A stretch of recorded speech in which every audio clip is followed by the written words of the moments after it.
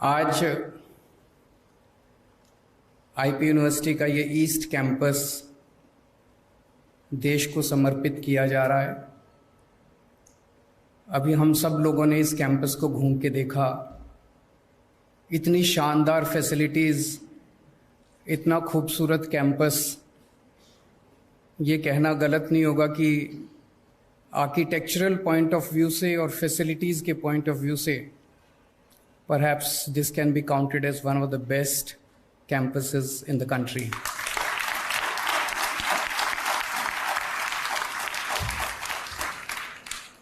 इसके लिए मैं पूरे देश को बधाई देता हूं, क्योंकि पूरे देश भर से यहाँ बच्चे पढ़ने आएंगे। दिल्ली के लोगों को बधाई देता हूं, इतनी शानदार यूनिवर्सिटी कैंपस बन के तैयार हुआ। और ख़ास तौर से ईस्ट दिल्ली के लोगों को बधाई देता हूं। ईस्ट दिल्ली में इस किस्म की यूनिवर्सिटी या कैंपस नहीं था। सब लोगों को मैं बहुत बहुत बधाई देता हूं। ओपी शर्मा जी को बधाई देता हूं, उनकी विधानसभा में ये कैंपस तैयार हुआ। इस तरह की यूनिवर्सिटी जब बनती है, यहाँ पे 2500 बच्चे पढ़ेंगे लगभग, इसकी कैपेसिटी 2500 बच्चे होंगे। इस तरह की जब यूनिवर्सिटी बनती है तो आसपास की अर्थव्यवस्था को भी बहुत ज़्यादा फ़ायदा होता है। बच्चे आएंगे, रहेंगे, हॉस्टल में रहेंगे, खूब सारी आसपास दुकानें खुलेंगी, कई लोगों को रोज़गार मिलेगा। इसका जो कास्केडिंग इफेक्ट है वो बहुत ज़्यादा होता है। तो इस पर्टिकुलर विधानसभा को अर्थव्यवस्था के पॉइंट ऑफ व्यू से बहुत ज़्यादा फ़ायदा होगा। जैसे अभी मेरी कुलीग आतिशी जी ने बताया कि दिल्ली में शिक्षा के क्षेत्र में पिछले 7-8 सालों में काफ़ी ज़्यादा बदलाव आए हैं।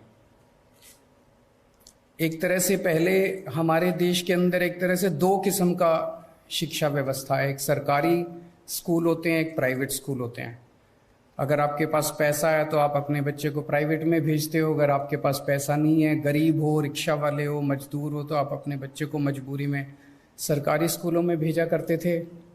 सरकारी स्कूलों में पढ़ाई बहुत ख़राब होती थी। लेकिन पिछले 7-8 साल में सरकारी स्कूलों में बहुत बड़ा बदलाव आया है, जो नतीजों से भी दिखाई देता है और इंफ्रास्ट्रक्चर से भी दिखाई देता है।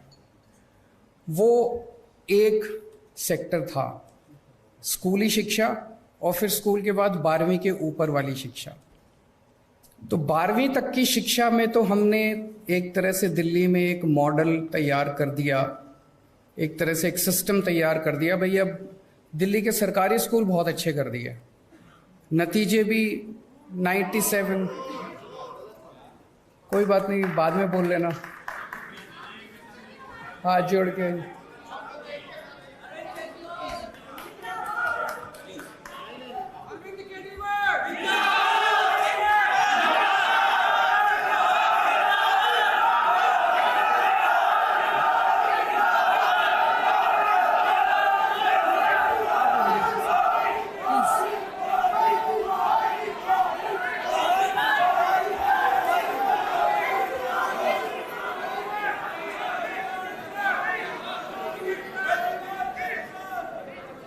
काश अगर इन नारों से शिक्षा व्यवस्था अच्छी हो सकती तो बहुत 70 साल में हो गई होती। मेरी आप लोगों से हाथ जोड़ के निवेदन है, इस पार्टी वालों से भी और इस पार्टी वालों से भी, दोनों पार्टी वालों से निवेदन है, मेरी 5 मिनट बात सुन लो।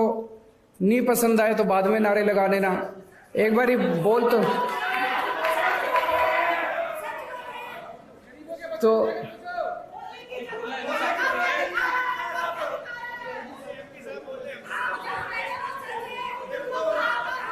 कंफ्रंटेशन हो जाएगी।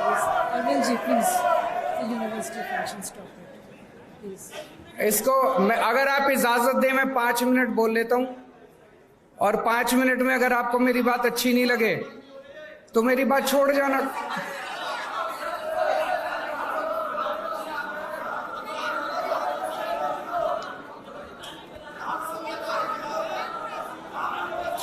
एक मिनट, अब बैठ जाओ, सब लोग बैठ जाओ, सब लोग बैठ जाओ, बैठ जाओ, सब लोग बैठ जाओ, बैठ जाओ, सब लोग बैठ जाओ, सब लोग बैठ जाओ। तो एक तरह से 12वीं तक अपने पास अब एक सिस्टम है।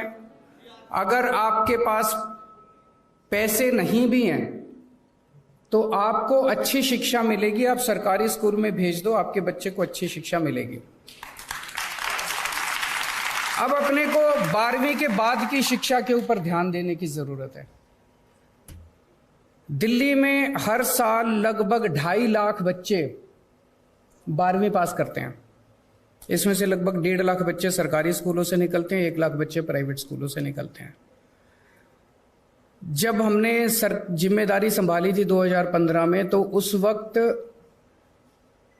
12वीं के बाद सारे कॉलेजेस मिला के, और डीयू का भी एक स्टेटिस्टिक्स लिया गया। डीयू में जैसे जो दिल्ली सरकार की यूनिवर्सिटीज़ हैं, उनमें तो 85% सीट जो हैं वो दिल्ली के बच्चों के लिए रिजर्व हैं, लेकिन डीयू के अंदर सीटें रिजर्व नहीं है। तो एक एस्टीमेट बनाया गया भी दिल्ली के बच्चों को कितने एडमिशन होते हैं दिल्ली यूनिवर्सिटी में, वो सारा मिला लिया जाए तो एक रफ एस्टीमेट ये है कि 2.5 लाख में से 1.1 लाख बच्चों के लिए दिल्ली में सीट अवेलेबल थी।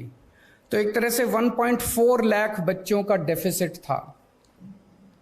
पिछले 7-8 साल के बाद अंदर ये 1.1 लाख से हम इसको 1.5 लाख तक ले जा पाए हैं।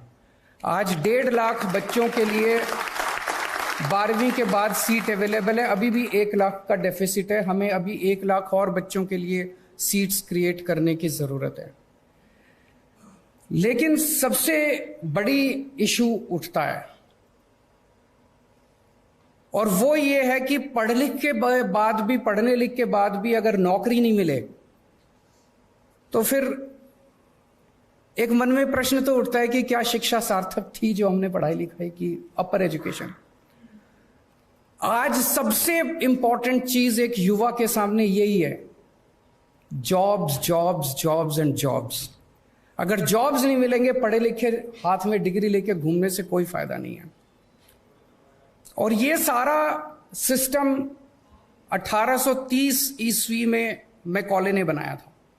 उसके पहले जो भी भारतीय सिस्टम था, हमारे देश में एजुकेशन का सिस्टम था, जो मैंने पढ़ा है, बताते हैं बहुत अच्छा सिस्टम था अंग्रेजों के आने के पहले। गांव गांव के अंदर स्कूल थे, जो आचार्य का सिस्टम था, चाहे राजा का बेटा हो चाहे रंग का बेटा हो, सारे एक ही साथ स्कूल में आके रहते थे। और फिर इन्होंने सारा हमारा एजुकेशन सिस्टम तहस नहस कर दिया अंग्रेजों ने आके 1830s के अंदर मैकॉले ने और उन्होंने जो शिक्षा व्यवस्था बनाई, वो शिक्षा अवस्था भारत के लिए नहीं बनाई थी। वो सारी शिक्षा अवस्था उन लोगों ने बनाई थी क्लर्क पैदा करने के लिए, कि पढ़े लिखे क्लर्क पैदा होंगे और वो अंग्रेजों की सेवा करेंगे। अनफॉर्चुनेटली आज़ादी के बाद हमने इसमें शिक्षा व्यवस्था में मूलचूल परिवर्तन नहीं किया। आज वही शिक्षा व्यवस्था चल रही है। हम बीए करते हैं, हम बीकॉम करते हैं, हम ये डिग्री फलानी डिग्री बीएससी करते हैं, नौकरी नहीं मिलती। तो नौकरी नहीं मिलती, फिर डिग्री करने का क्या फायदा? अब हमें कुछ ना कुछ करके हम लोगों को ऐसी शिक्षा देनी पड़ेगी जो कि अल्टीमेटली आपको रोजगार दिलवाए। मैं अभी पढ़ रहा था, मैं अभी डॉक्टर साहब से डिस्कस कर रहा था, यहां पे अब जो शिक्षा देने का प्लान किया जा रहा है, वो लग रहा है कि शायद यहाँ पे डिज़ाइन के ऊपर आपको सिखाया जाएगा, ऑटोमेशन पे सिखाया जाएगा, आर्टिफिशियल इंटेलिजेंस पे सिखाया जाएगा, रोबोटिक्स पे सिखाया जाएगा, इनोवेशन पे सिखाया जाएगा, मशीन लर्निंग पे सिखाया जाएगा, डेटा मैनेजमेंट पे सिखाया जाएगा। ये सारी चीज़ें आज तकनीकी युग के अंदर ये डिमांड है सोसाइटी की। मुझे उम्मीद है कि यहाँ से निकलने वाले बच्चों को तुरंत नौकरी मिलेगी। लेकिन मेरा यह मानना है कि हर यूनिवर्सिटी के वाइस चांसलर की अकाउंटेबिलिटी इसी बात से फिक्स होनी चाहिए कि आपके निकलने वाले कितने बच्चों को नौकरी मिली। ये जरूरी होना चाहिए, सबसे इंपॉर्टेंट है। अब मैं इस पे एक चीज आप लोगों के सामने रखना चाहता हूं। नौकरियों की कमी है। सारे बच्चे अगर निकल के नौकरियां ढूंढने लग गए तो नौकरियां नहीं है इस देश के अंदर। हम बार बार ये कहते हैं कि हमें नौकरी ढूंढने वाला नहीं, नौकरी देने वाला बनना है। उस दिशा में अब अपने को अपनी शिक्षा व्यवस्था को ले जाना पड़ेगा। इसका एक छोटा सा प्रयास दिल्ली सरकार में हम लोगों ने किया। 11वीं और 12वीं के बच्चों को हम लोगों ने बिजनेस करने के लिए हमने उन लोगों को प्रेरित किया। इसको हमने बिजनेस ब्लास्टर्स प्रोग्राम या एंटरप्रेन्योरशिप क्लासेस का नाम दिया। इसमें क्या करते हैं कि एक बच्चे को 2000 रुपये देते हैं। 11वीं और 12वीं के बच्चों को 2000 रुपये देते हैं और उनको कहते हैं इस 2,000 रुपए से बिजनेस करो। तो सुनने में बड़ा अटपटा लगता है, आप लोगों को भी लगता होगा, पर शुरू शुरू में मनीष जी और आतिशी जी ने जब इस पूरे प्रोग्राम को कंसीव किया, मुझे भी लगा यार पता नहीं क्या 2,000 रुपए में क्या बिजनेस होगा। उसमें वो क्या कर सकते हैं, बच्चे इकट्ठे होते हैं, 4 बच्चे, 10 बच्चे, 15 बच्चे, वो टीम बनाते हैं। तो 15 बच्चे आए, 15 बच्चों ने अपने 2,000 रुपए डाले, वो 30,000 रुपए हो गए। वो 30,000 रुपए से फिर 1 मिनट मैडम,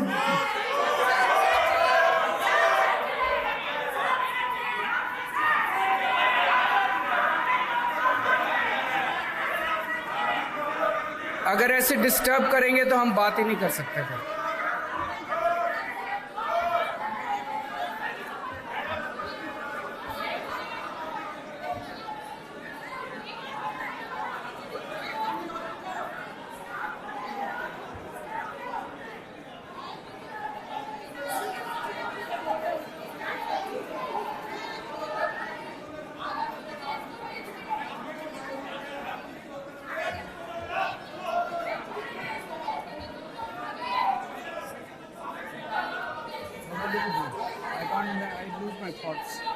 मैं ऐसे ऐसा नहीं कर सकता है, और कंक्लूड से मुझे बुलाया क्यों? अगर मुझे कंक्लूड ही करना, सुनना ही है तो मुझे बुलाया किस लिए? आप तो चुप करा सकते हैं। आपकी सुनेंगे, इधर वाले की सुनेंगे? नहीं, ये तो तभी उठ रहे हैं जब वो उठ रहे हैं।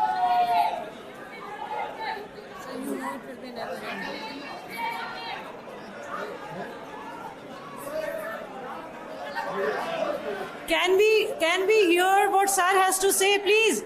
Can we hear what sir has to say? Please stop.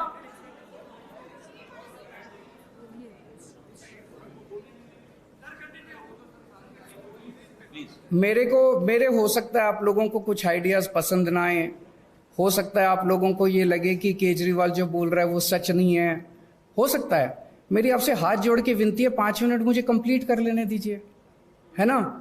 उसके बाद आपने जो टिप्पणी करनी है टिप्पणी कर लीजिएगा, लेकिन किसी वक्ता को इस तरह से बीच में बार बार टीका टिप्पणी करना मुझे लगता है अच्छी बात नहीं है।